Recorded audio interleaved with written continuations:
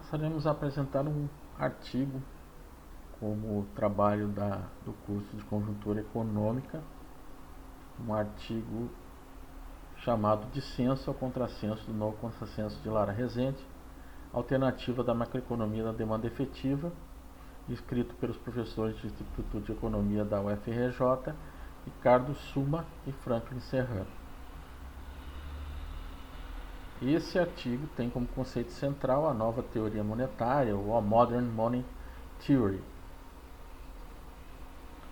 que teve destaque recente no Brasil através de artigos e livros do economista brasileiro André Lara Rezende, um dos criadores do Plano Real. Também nos Estados Unidos há um debate reaquecido através da Stephanie Kelton, economista muito próxima ao Partido Democrata, e da ala de Bernie Sanders e Alexandre Ocasio-Cortez, que foi contestado pelos economistas da linha central, do mainstream, como Krugman e Summers. Os pressupostos da nova teoria monetária, a MMT, acolhidos por Lara Rezende e trazidos para a discussão no Brasil recentemente. Que o Estado não quebra em sua própria moeda. A criação da moeda na economia ela é endógena. A taxa de juros é exogenamente fixada pelo Banco Central e não há uma relação de causalidade de algum agregado monetário para as causas da inflação. A divergência dos autores, mesmo concordando com alguns pressupostos da nova teoria econômica trazidas por Lara Rezende, eles chamam a posição de Lara Rezende de conservadora, porque o funcionamento macroeconômico é baseado na linha neoclássica. Lara Rezende ainda mantém alguns pressupostos neoclássicos no funcionamento macroeconômico, e os autores irão sustentar que a MMT ela pode combinar com uma linha teórica diferente, com uma linha teórica alternativa.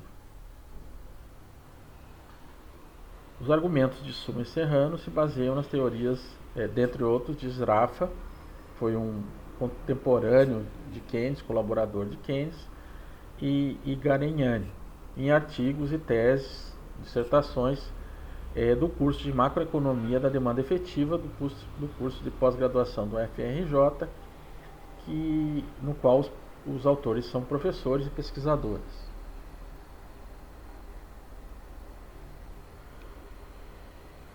Argumentos baseados na macroeconomia da demanda efetiva.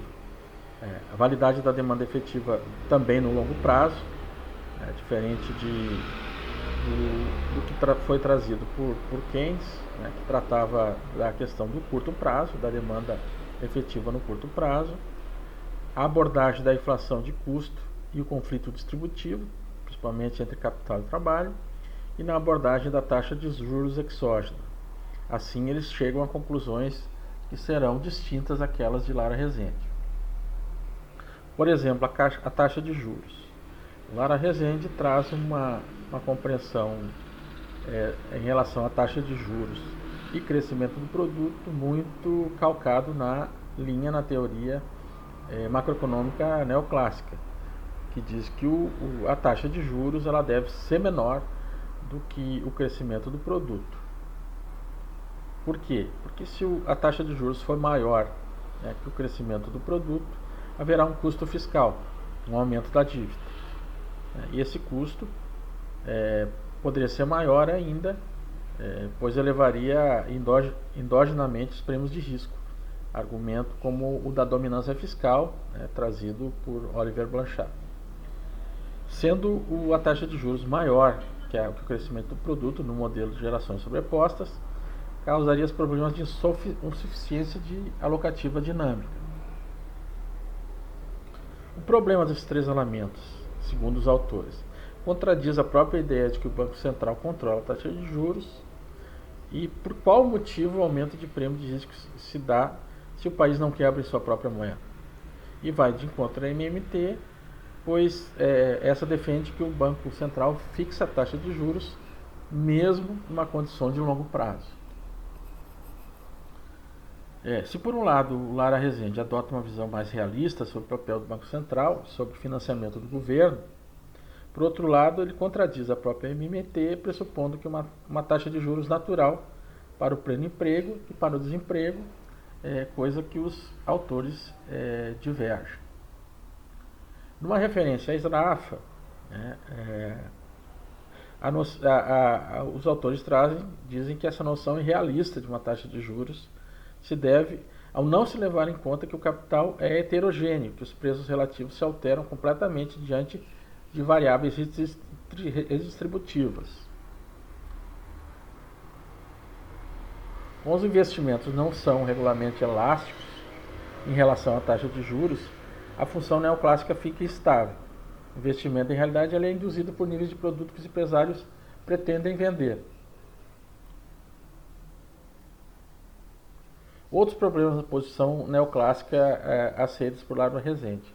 A substituição muito elástica entre fatores como capital e trabalho, essa não é uma substituição tão elástica assim. Há dificuldades entre a substituição de capital e trabalho. E a hipótese radical que a inflação esperada é sempre incorporada na inflação presente, ou seja, que a inflação de hoje traz embutida também uma expectativa de inflação. A MMT, a macroeconomia da demanda efetiva, como combinação entre teoria das finanças funcionais, ela é uma abordagem alternativa ao mainstream econômico para a determinação do produto e da plena capacidade de análise de inflação. Detalhando os pilares da macroeconomia da demanda efetiva defendida pelos autores, em que a taxa de juros é exógena, o Banco Central é monopolista no mercado de reservas, no mercado de moeda. No longo prazo, os títulos refletem a trajetória de juros fixados pelo próprio Banco Central. Os bancos privados não têm a obrigação de emprestar. A moeda ela é endógena, e isso vale também para economias abertas. A validade da demanda efetiva no longo prazo. Os fatores de produção são complementares, eles não são substitutos. Capital e trabalho são complementares. Investimento nas empresas é uma demanda agregada que só faz sentido para adequar a capacidade produtiva ao longo da vida útil do equipamento. Gastos autônomos não criam mudança para a pressão marginal a consumir. A relação de consumo e investimento ela é positiva. A inflação de custo e o conflito distributivo. As inflações de demanda elas são temporárias. Os investimentos tendem a suprir e ajustar a oferta, com isso debelando a inflação de demanda. Já a inflação de custo ela é mais permanente. E quais são alguns exemplos dos fatores de custo? Taxa de câmbio, preço de commodities, preço de insumos a nível internacional, preços administrados e taxa de juros. Os salários dependem do poder de barganha da classe trabalhadora.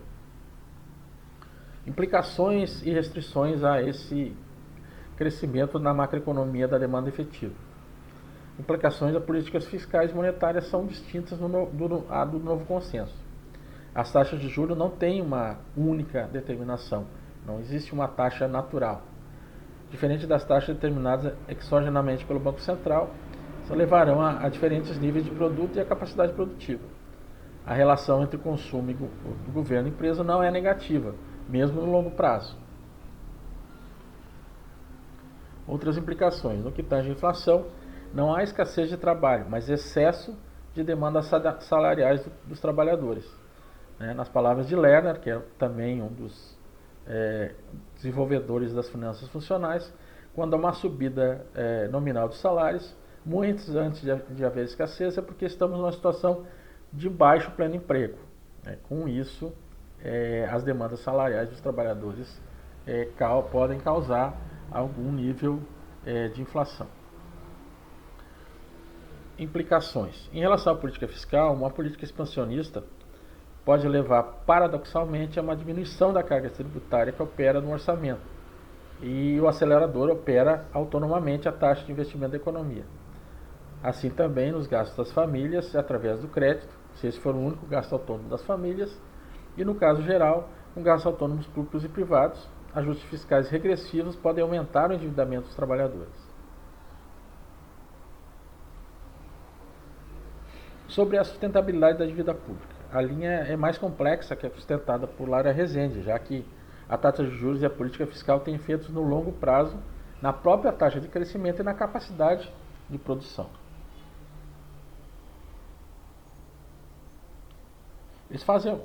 Os autores fazem algumas considerações sobre limites e restrições, elencando 4 principais entraves ao modelo.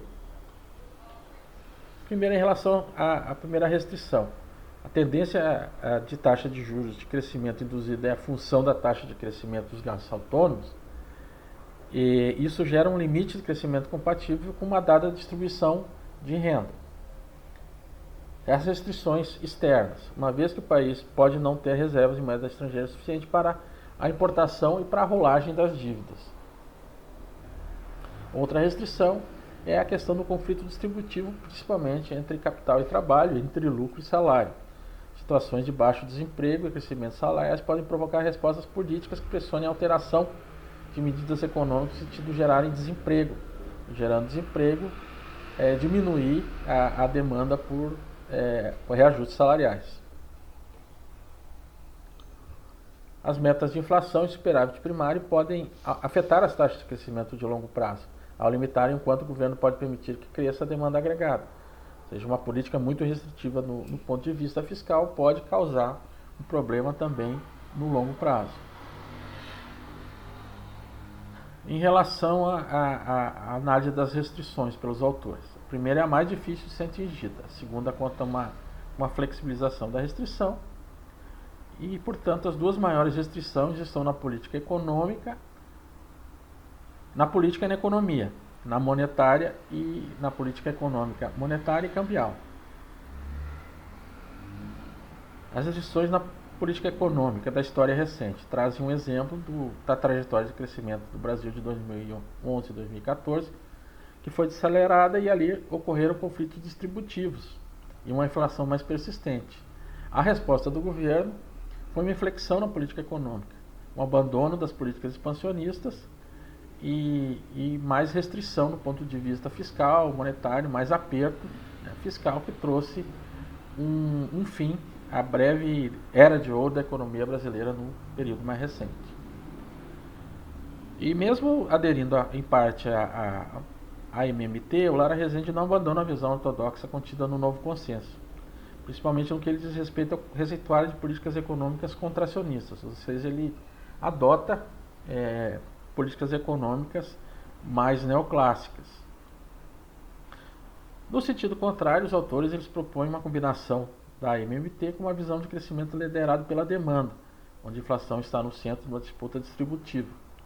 Suas propostas estão baseadas na abordagem de Sraffa e Cariani, que falam, que são abordagens em relação ao excedente, e a essa disputa distributiva, e com isso constituem uma visão de macroeconomia da demanda efetiva. Então, esse foi o resumo do artigo para a disciplina de conjuntura econômica.